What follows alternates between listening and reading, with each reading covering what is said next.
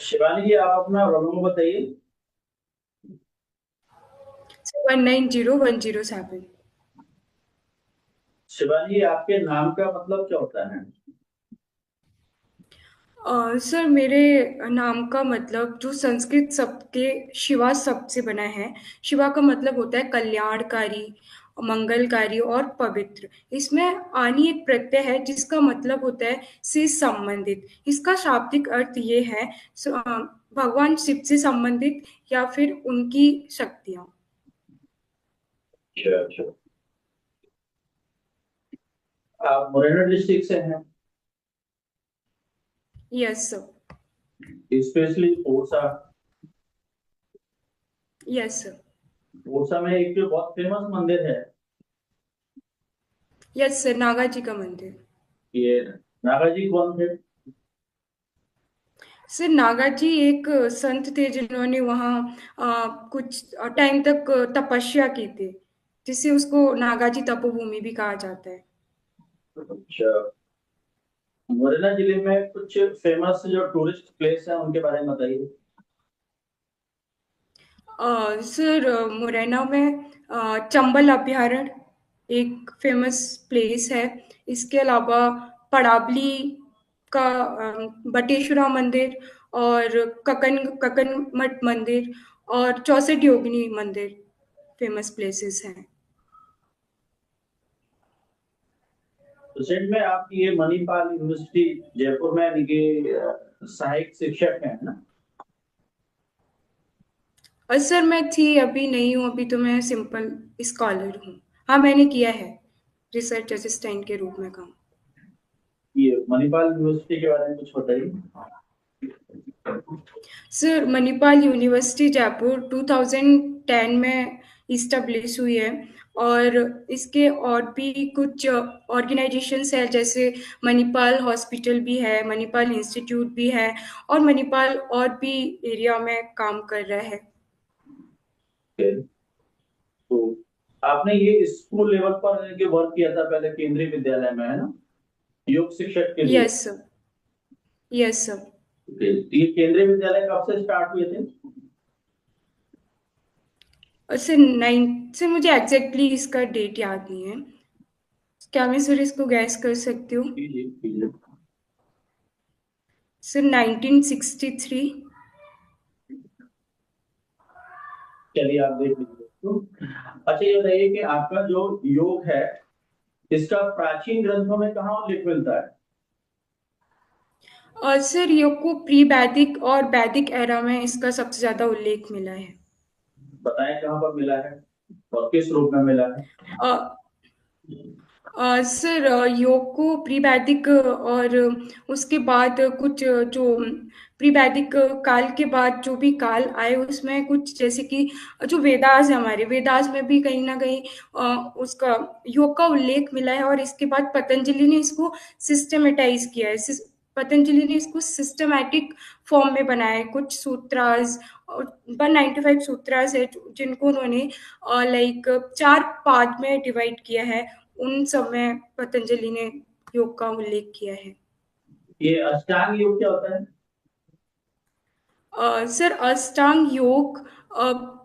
अष्टांग योग में 8 लिम्स होते हैं। यम, नियम, आसन, प्राणायाम, प्रत्याहार, धारणा, ध्यान, समाधि, जो कि एक व्यक्ति को, एक इंसान को खुद से और एक यूनिवर्सल कॉन्शियसनेस से कनेक्ट करने का काम करता है। मैम, ये आपके पीछे पिक्चर लगा हुआ है, यस सर। ये क्या है? सर, ये 7 चक्रास और सूर्य नमस्कार का पिक्चर है। ये बीच में आपका इनके 7 चक्रास हैं, इनको सारे डिफाइन करें बताएं। और सर, जो सबसे लोअर है, सबसे नीचे, उसको मूलाधार चक्र बोलते हैं। उसके ऊपर स्वादिष्ठान चक्र होता है। फिर एक अनाहत चक्र, उससे ऊपर अनाहत चक्र होता है। और उसके अनाहत चक्र के ऊपर एक हार्ट चक्रस भी होता है। और सर, एक सबसे जो ऊपर होता है उसको हम बोलते हैं सहस्रार चक्र। अच्छा, ये चक्र का जो है रिलेशन कहीं अष्टांग योग से है क्या? सर, चक्रास तो जितना मुझे मैं जितना बता मतलब जितना मुझे पता है, वो चक्रास एक एनर्जी को हम चैनलाइज करने के फॉर्म में होता है। इससे जब हम कुछ भी प्रैक्टिस करते हैं तो डेफिनेटली उसका कनेक्शन होता है। नहीं, जैसे आप यानी कि अपनी बॉडी पर कंट्रोल कर लेते हैं चक्रास के माध्यम से, तो वो अष्टांग योग में किस यानी कि उसमें स्टेज में पहुंच जाते हैं? अगर सर हम एनर्जीज को चैनलाइज कर पाते हैं तो सर ये स्टार्ट होता है प्राणायाम से, हम कर सकते हैं सर, ध्यान और धारणा तक हम इसको ओके। मेंशन कर सकते आपका स्पेशलाइजेशन योग है शिवानी जी? हैं। Yes ma'am. ओके, बीपीएड और एमपीएड से क्या एमपीएड का फेवरेट सब्जेक्ट क्या था है आपका? MPEd sorry ma'am. Master degree में आपका फेवरेट सब्जेक्ट क्या था? Ma'am sports training, health education. Principle of health education? Sir ma'am principle of health education कुछ प्रिंसिपल्स हैं लाइक नॉन टू अननोन, इसके अलावा communication media use and simple to complex. These are the principle of health education. And what is the principle? What are the principle of sports training? Sports Principles of sports training like continuity, specificity, overload, progression of load, cyclicity, individuality. These are the principle of sports training. Explain the principle of load. Ma'am load, जब कोई भी एक trainer होता है या फिर किसी भी पार्टिसिपेंट या एथलीट को हम ट्रेनिंग कराते हैं तो उसको हम लोड देते हैं, लाइक प्रोग्रेसिवली हम उसको लोड देते हैं। लोड दो भागों में डिवाइड होता है, एक साइकोलॉजिकल लोड और एक biological load. Psychological load it means like उसकी एंजाइटी और उसको कितना स्ट्रेस, वो सारी चीज़ें मैनेज करते हैं, उसका aggression. And biological physiological load two parts में दिया जाता है load, linear method and step method. Sports training की बुक में आप चेक कीजिए, है ना? आप ठीक बोल रहे हैं। ओके। मैं स्पेसिफिक आपको बता रही हूँ, लीनियर और स्टेप मेथड, ठीक है? अच्छा, what are the steps of talent identification? Means you will become sport officer, तो जाते ही आपको कैसे आप आइडेंटिफाई करोगे? अपने कॉलेज में सबसे पहले आइडेंटिफाई करना पड़ता है ना हमको कि कौन से अच्छे प्लेयर्स बन सकते हैं। तो what are the steps for talent identification?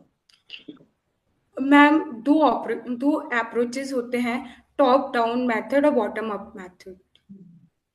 इसके थ्रू, और मैम अगर हम बेसिक टैलेंट आइडेंटिफाई करना चाहते हैं तो सबसे पहले हम एंथ्रोपोमेट्रिक मेजरमेंट्स उसका ऑब्जर्वेशन से कर सकते हैं। उसके बाद कुछ sports related first fitness related कुछ टेस्ट करके उसको हम ऑब्जर्व कर सकते हैं। आफ्टर दैट अगर हमें पर्टिकुलर किसी गेम के बारे में उसको चेक करना है तो हम उसका स्किल्स रिलेटेड और गेम रिलेटेड टेस्ट ले सकते हैं।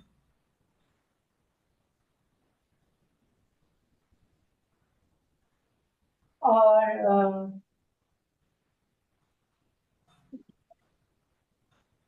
एग्रेशन के बारे में कुछ बताइए, how you can control the aggression with the help of yoga? Ma'am aggression को हम स्टार्टिंग विथ यम से स्टार्ट करेंगे।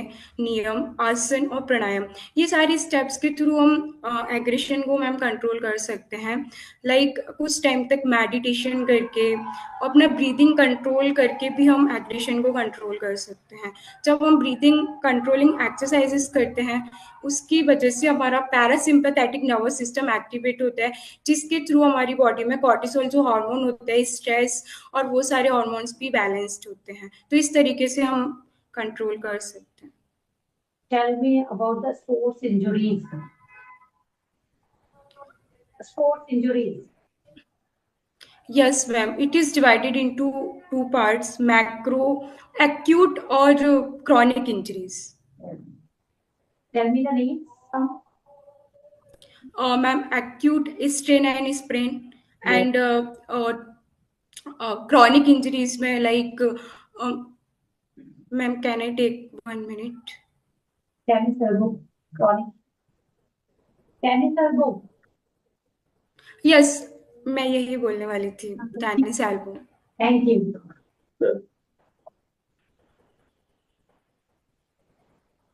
आपका संबंध हम कोटा मुरैना से रहा है, जैसे सर ने पूछा था कि कुछ स्पोर्ट टूरिज्म के बारे में आपने बहुत सारी चीजें बताई थी। ये ककनमठ मंदिर किसने बनवाया है? ककनमठ में जो मंदिर है आपके पास में, वो किसने बनवाया है? सर मुझे एग्जैक्टली इसका आइडिया नहीं है। कहाँ पर है स्पेशली? मुरैना डिस्ट्रिक्ट में किस जगह पर है? ककनमठ सिहोनिया। किस देवता का मंदिर है? शिव जी का मंदिर है। अच्छा, मुरैना में एक चंबल नदी निकलती है, चंबल नदी यहाँ से गुजरती है, निकलती कहाँ से? ओरिजिन कहाँ है चंबल नदी का? और सर चंबल नदी शिप्रा। हाँ, ये निकलती कहाँ से चंबल नदी? ओरिजिन कहाँ है इसका? सर मैं याद नहीं कर पा रही हूँ अभी इसको। अच्छा अच्छा। जैसे कि हम बात करें मुरैना के बारे में, जैसे टूरिज्म के बारे में, ककनमठ, चौसठ योगी, चौनिया मंदिर, यदि हम यहाँ बिजनेस के सिलसिले में बात करें तो यहाँ पर कुछ बिजनेस हैं, छोटे छोटे लघु या कुटीर उद्योग हैं मुरैना में जो आगे बढ़ सकते हैं। ऐसा कौन सी चीजें हैं जिनके माध्यम से उनका मुरैना को आगे बढ़ाया जा सकता है? जैसे पहले सर मुरैना मुरैना की जो फेमस है वो गजक है, जो जिसको जीआई टैग भी मिला है। एक ये भी बिजनेस है। इसके अलावा यहाँ सर कुछ लोग लाइक जैसे खर सरसों सरसों से जो तेल निकलता है उसके बाद जो खर होती है उसका भी लोग बहुत बिजनेस करते हैं। अच्छा अच्छा, और उद्योग कोई जो मुरैना को और आगे बढ़ा सकता है? मुरैना में क्या शुगर होती है क्या? पहले होती थी कभी क्या शुगर? सर क्या? शुगर, चीनी या सीमेंट यहाँ पर हाँ सर मुरैना में सरसों गुड़ और गेहूं की फसल होती है। अच्छा ये बताइए कि एमपी में कौन कौन सी चीज में यानी कि मुरैना प्रोडक्शन में नंबर 1 पर है? सर गेहूं और सरसों। नहीं, गेहूं में नंबर 1 नहीं है।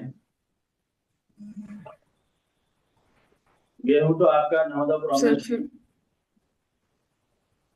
एक तो शहद में आपके प्रोडक्शन में, और मिल्क, सरसों और सरसों। गन्ना, है ना? ये 4 चीजें हैं जिनके प्रोडक्शन में एमपी में नंबर 1 है आपका।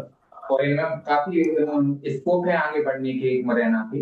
जैसे मिल्क के बारे में, मिल्क से बहुत सारी चीजें बनती हैं। फूड इंडस्ट्री तो बहुत ज्यादा प्रॉफिटेबल इंडस्ट्री के रूप में जानी जाती है, इसमें लॉस की संभावना बहुत कम होती है। अच्छा, ये आप बताएं मुरैना के कुछ ऐसे इंटरनेशनल स्पोर्ट्समैन के बारे में बताएं जिन्होंने अपने अपने क्षेत्रों में बहुत बड़ा नाम किया है, इंटरनेशनल लेवल या नेशनल लेवल तक पहुंचे। मुरैना के 4 या 5 नाम बताएं। सर एक तो पान सिंह तोमर है, इसके बाद एक अंकित शर्मा जो लॉन्ग जंपर है, इसके बाद श्रीबास श्रीबास एक जो क्रिकेट प्लेयर है वो भी, जिसने कि लाइक नेशनल लेवल पे अच्छा प्रदर्शन किया है। सर ये सारे प्लेयर्स हैं जिन्होंने अच्छा किया है मुरैना से। पांच ने किस इवेंट में किया है काम अच्छा, कहाँ पर किया पांच ने? सर स्टीपल चेस के वो नेशनल रिकॉर्डर रहे हैं। किस चीज के? Steeplechase. अच्छा, कितना, कौन सी इवेंट में? सर स्टीपल चेस उनका इवेंट नेम है। हाँ, नहीं इवेंट नेम तो है, जैसे कोई प्रतियोगिता में वो चौथे नंबर पे रहेगा, वो नेशनल लेवल इंटरनेशनल लेवल पे, ऐसा नाम है उनका पांच टूर्नामेंट, इसलिए हमें वो नेशनल लेवल पे जाने जाते हैं। सर उन्होंने टोक्यो टोक्यो में कुछ इंटरनेशनल सर कोई तो एक प्रतियोगिता। कॉमनवेल्थ, एशियन, क्या मतलब, या कोई या और भी कोई स्टेप पर एथलेटिक्स में? Athletics world championship. एथलेटिक्स। अच्छा, यदि हम बात करें पान सिंह तोमर के अलावा, जैसे पान सिंह तोमर के अलावा कुछ दादी के नाम से भी मशहूर है जो शूटिंग में जानी जाती है, उनका नाम? फूलन देवी। नहीं, उनका मुरैना से रिलेशन क्या है? फूलन देवी का यूपी से रिलेशन? वो तो यूपी ज्यादा। सर उनका लेकिन उनको एमपी में भी लाइक कुछ टाइम वो रही हैं तो जिसकी वजह से एमपी को भी थोड़ा। नहीं नहीं, ये तो उन्होंने सर चैंपियन मुझे कहाँ लिया है? वो तो अपने जंगलों में घूमती रही बियरों में। तो सर मैंने क्वेश्चन, सॉरी सर मैंने अच्छे से नहीं सुना। It's okay. आपने जो एजुकेशन की है आपने कहाँ पर की है, थोड़ा सा फिर से हमें बताएं, फिजिकल यूनिवर्सिटी के अलावा और कुछ किया है आपने, और कहीं से कोई डिप्लोमा या डिग्री या कोई चीज? जैसे आपने आपके तो उसमें लिखा है कि आपने शोध पत्र जारी किए हैं, किस टॉपिक पर आपने शोध पत्र जारी किए? सर मैंने अपनी रिसर्च से रिलेटेड शोध पत्र लिखे हैं, कौन से? पीएमएस से रिलेटेड, प्री मेंस्ट्रुअल सिंड्रोम। अच्छा अच्छा, इसमें क्या है, इसके बारे में थोड़ा सा ऐसे ही बताएं कि एक नॉर्मल व्यक्ति भी समझ सके। Okay sir. Sir pre menstrual syndrome मतलब कि एक ग्रुप ऑफ सिम्टम्स होते हैं जो महिलाओं को होते हैं, लाइक ये सबसे ज़्यादा प्रॉब्लम्स एडोलसेंट गर्ल्स फेस करती हैं, जैसे मैंने पेपर्स में पढ़ा और अपना पर्सनली भी इस चीज़ को मैंने रियलाइज़ किया है, जो मेरे आसपास की लड़कियां हैं या फिर मेरे नोन हैं कि उनको ये प्रॉब्लम बहुत ज़्यादा होती है। लाइक कुछ सिम्टम्स, उनको बॉडी पेन होता है, ब्लोटिंग होती है, उनके पैरों में दर्द होता है, उनका सर दर्द होता है, जिसकी वजह से उनका स्कूल में जाना एब्सेंटिज्म का एक कारण बन रहा है। तो मैंने सोचा कि इसके ऊपर कुछ काम करना चाहिए, इसलिए मैंने इसके ऊपर कुछ पेपर्स लिखे हैं और मैं इसके ऊपर रिसर्च कर रही हूँ। It's okay. Shivani ji, please Shivani ji अभी आजकल आप कहाँ रह रहे हैं? Sorry sir.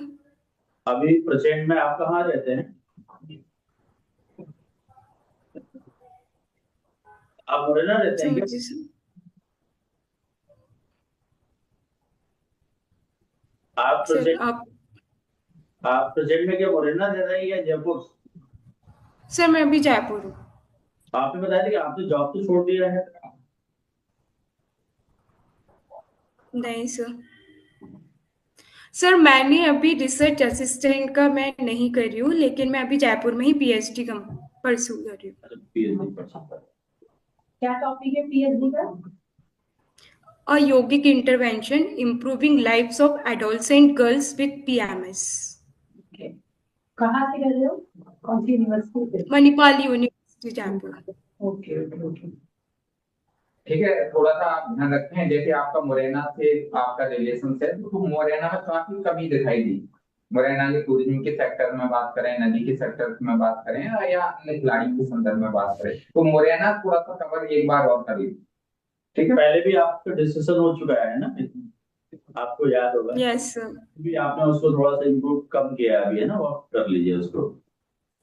Okay okay sir. क्योंकि यदि हम मुरैना की पहचान को यदि हम अपने स्तर पर आगे नहीं ला सके, तो फिर हम जब हमारा ड्यूटी हो जाएगी तो हम मुरैना को आगे किस तरीके से ले जाएंगे? हमारा ये तो है कम से कम मुरैना के बारे में जो है हम बता सकें हमारा ना। हाँ, it's okay. Thank you sir, thank you ma'am.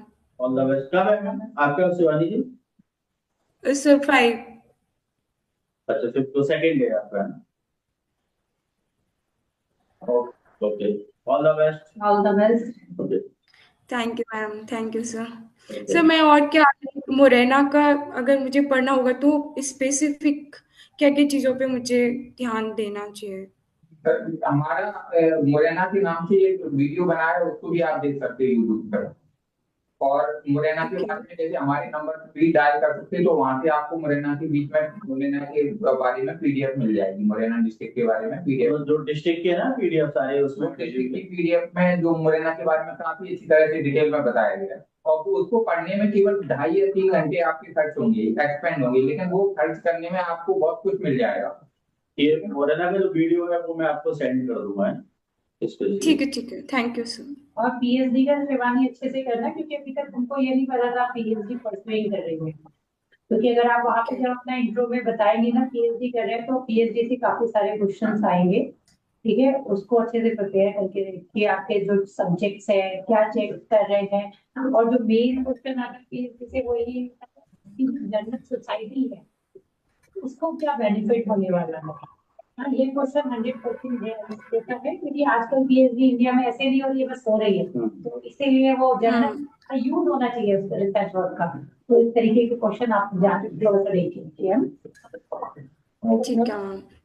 Ma'am इसके अलावा फिजिकल एजुकेशन का सब्जेक्ट्स हाँ, फिजिकल एजुकेशन बाकी आपका ओवरऑल सही था, अच्छा आपने आंसर दिए, ठीक है। और जो आपका फेवरेट सब्जेक्ट अगर आपसे पूछते हैं, जैसे आपने बताया फिजियोलॉजी आपका फेवरेट सब्जेक्ट है, तो उसको अच्छे से जो भी आप सब्जेक्ट बता रहे हैं अपने आप से बता रहे हैं, तो उसकी बिल्कुल डेफिनेशंस और जो टर्मिनोलॉजी है वो आपको पता होना चाहिए अच्छे से, बस और देखते हैं। ओके ओके ओके, तो और थैंक यू मैम।